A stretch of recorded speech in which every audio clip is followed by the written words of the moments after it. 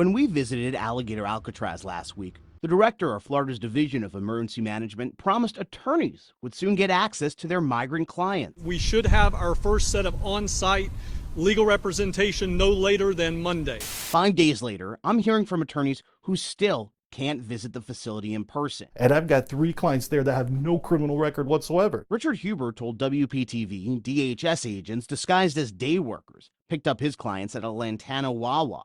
He's concerned people are being convinced to sign away their rights through various forms, like voluntary deportations without hearing. So they don't even know what the hell they're signing half the time, but they're being squeezed. They're being basically, I don't want to say coerced, but it's certainly there's some pressure involved. What does squeezed mean? It means, sign this, so you don't have to be detained for long. Sign this, so you can just go home and not face the conditions or the things you're already seeing.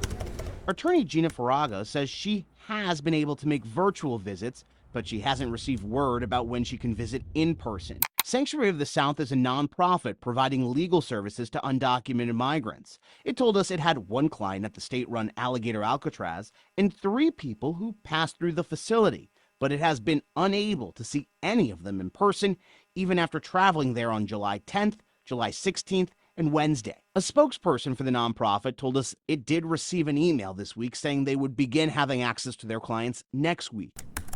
When I reached out to the Florida Division of Emergency Management, a spokesperson refuted these accounts, saying this is false. Detainees have full access to both in-person and digital access to legal representation at either party's request.